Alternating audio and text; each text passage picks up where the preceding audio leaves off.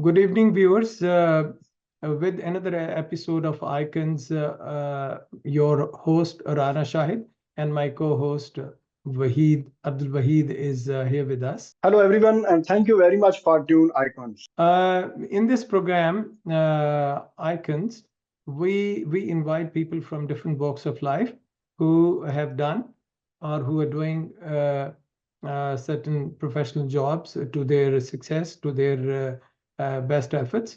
So today we are introducing Rashid Khan to you, who has done a great deal of job in the field of evacuation and emergency management. So welcome Rashid Khan to our show, which is called Icons. Thank you so much, Rana Shahid and Abdul Wahid, for having me in the show. As I have given your introduction that you are an expert professional in the area of evacuation, emergency management. So would you, for the awareness of our viewers, can you tell us how many different what is emergency and how many different kind of emergencies can we come across? Well, from the definition, emergency is any event which requires an urgent or immediate response. So that's the definition of emergency and can occur anywhere, anytime. Kind of that sort of thing in emergency. Like could be a medical emergency, could be fire, evacuation, a flood can be emergency, an earthquake can be an emergency, anything which requires a rapid response from someone. Well, that's a holistic definition of emergency, but there's so many kinds of emergency. It could be, there's a financial emergency, could be another emergency with people as well. But the emergencies we deal in is mostly building emergencies, where, the fire, evacuation, bomb threats, active shooters, or armed offenders. Nowadays, it's quite a big topic as well, and it's becoming quite a significant emergency. Also earthquakes, floods, civil unrests, and so forth. So there's so many types of emergencies. And if you look into the medical emergencies, that's another kind of domain of emergencies within an emergency. Rashid Khan, usually we think authorities are engaged when any disaster or emergency happen. Would you share what kind of precautionary measure required to avoid that kind of emergency or disaster before of happening? Look, within emergency, we actually work within a very niche spec of emergency, and that is communication. And I believe the first thing which breaks down in any emergency is communication. And whether there's a communication between the stakeholders, whether there's communication between the affectees and the people who are responding to an emergency. So we work within that particular niche.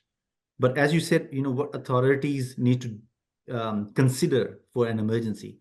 I think that comes from awareness. The most important part we figured out when we were dealing with emergencies, or when we came as an emergency management solution provider, the first thing we figured out was the awareness. A lot of people were not aware of the situation which can happen. So I think the first thing is to create that awareness for people. And once they started understanding the depth of emergency or understanding emergency on its own, I think then we start the steps of how to mitigate an emergency. Like you can maybe find out the ways how you stop that emergency to happen or stop the impacts of that emergency. And then you create the response planning. You plan what needs to be done within an emergency. Like if there's a house fire, how you can use just a smaller equipment within your house, and then you can extinguish that fire before it becomes a bigger problem.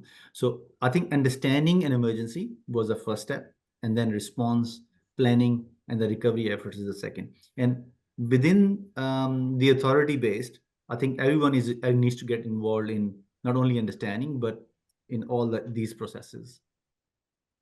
Rashid Khan, I believe that the viewers would be interested to know regarding their personal safety at home. Let's say if somebody breaks in, and how and what kind of response should be there to keep people and their families and their belongings safe?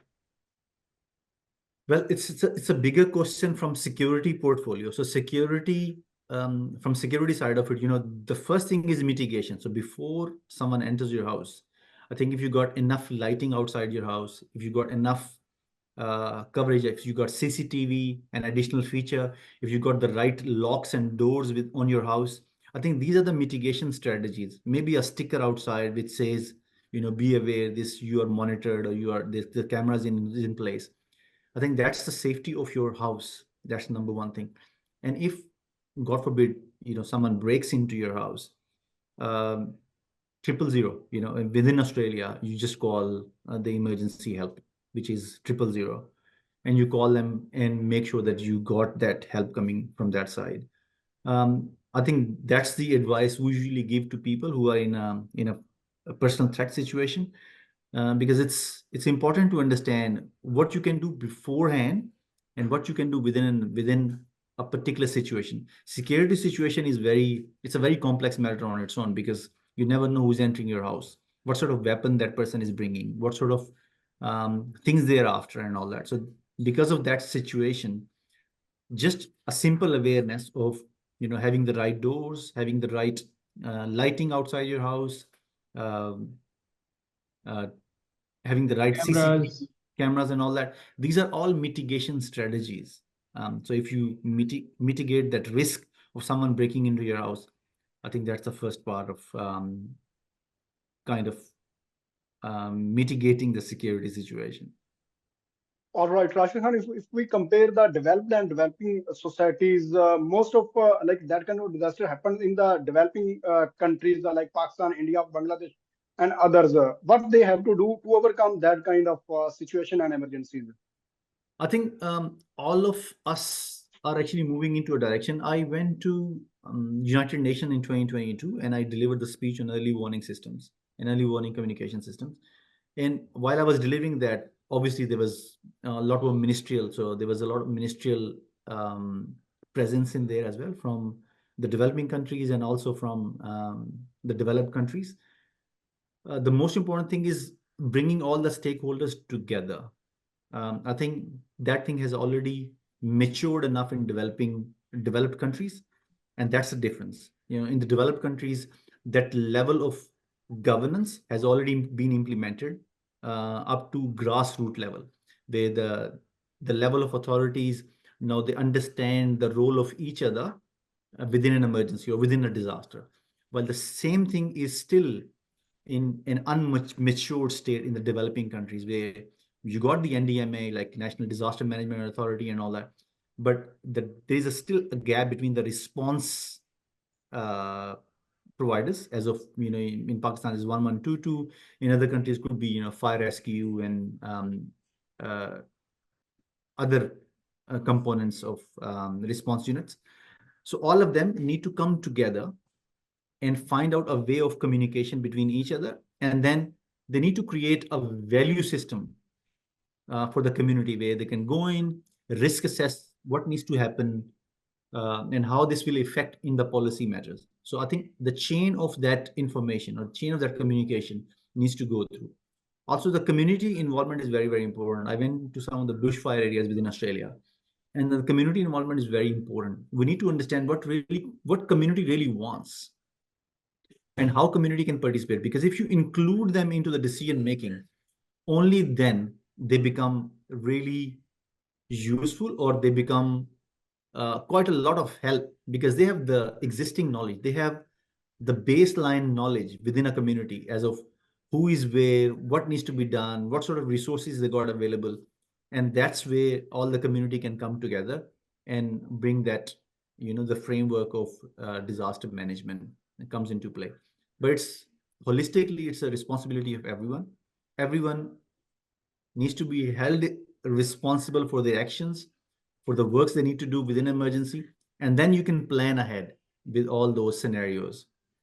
That's the only way to go, and hopefully, the developing countries will catch up soon with the developed countries on how this management of disaster can happen. Thank you very much for your time, Rashid Khan, and in future we will continue to benefit from you. Thank you so much for having me in your show, and hopefully this discussion can save even one life. I think our task is done in this earth if that can happen.